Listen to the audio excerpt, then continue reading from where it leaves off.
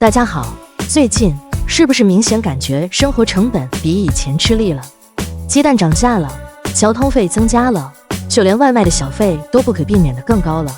但别担心，新加坡政府来了。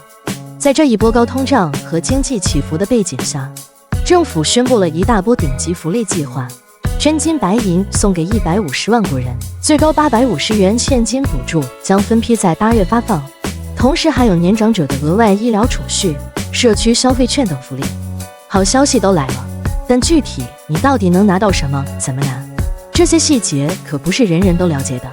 今天我们就带大家一次性搞清楚，这些钱是怎么助力你和家人的。第一章，消费税补助券到底是什么？我们先来说说 GST 补助券，也就是消费税补助。这项补助是政府推出的长效计划，目的是帮助中低收入家庭减轻消费税上涨的影响。大家知道，从2023年1月开始，我们的消费税从7%涨到了8%，2024年还会涨到9%。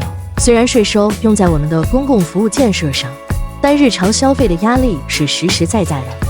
为了照顾大家，政府每年都会拨备一笔巨款，发放消费税补助，包括现金、社区消费券和医疗储蓄3大类别。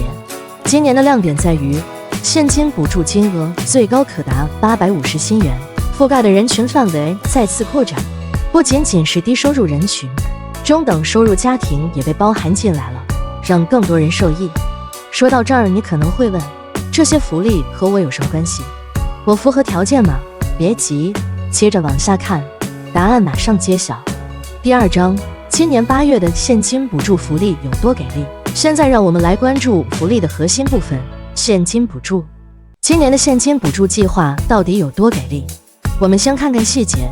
如果你是一名年税收入低于39000新元，并且只有一处房产的21岁及以上新加坡人，你很可能符合资格。具体补助金额会根据房屋的年估值来决定，住在较小房屋的朋友，补助金额就更高。举个例子吧，住在 HDB 3房单位的小林，今年收入不到3万新元，他这次就能拿到满额850元。如果他住在 HDB 4房，补助金额可能是700元，而对于一些居住在更高估值房产的朋友，最低也会有450元的补助。这次覆盖的人群比以往更宽，政府把收入门槛从去年的34000新元提高到了39000新元，使更多中低收入群体进入了受益范围。同时，总投入高达15亿新元，直接帮助150万名新加坡人。看到这里，很多人心动了吧？但可能有人还有疑虑，钱要怎么领？是不是流程很复杂？别担心，我们接下来就说说如何轻松领取这笔福利。第三章，福利如何发放，教你轻松领取。其实这笔补助领取起来非常方便，政府已经将流程优化得很人性化。首先是 Pay Now、NRIC。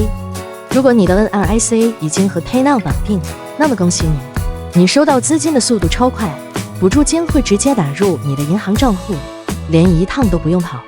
而且这种方式安全又快捷，今年约有98%的补助金会通过 Pay Now 直接发放。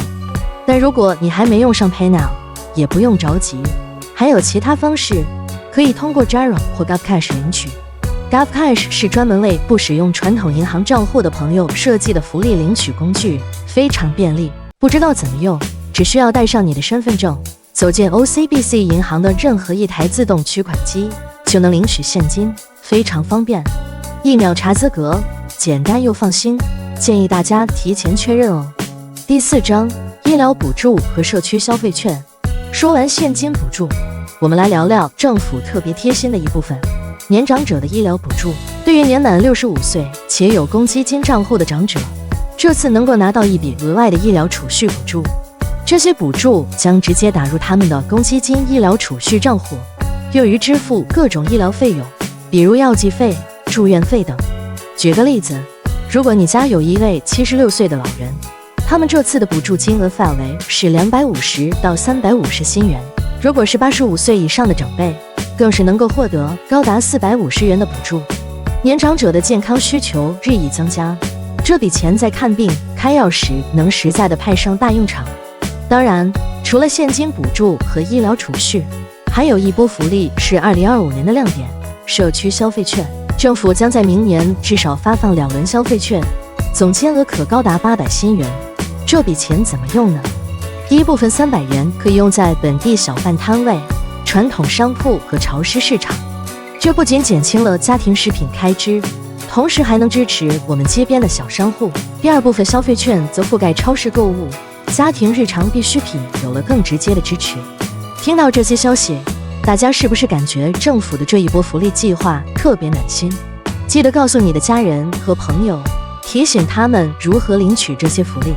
可以访问 governefits.gov.s 或咨询相关政府机构。也别忘了订阅我们的频道，随时了解更多惠民政策。今天的内容大家觉得有用吗？你打算怎么善用这笔补助呢？快来评论区留言你的想法，并给视频点赞、分享，让更多人受益。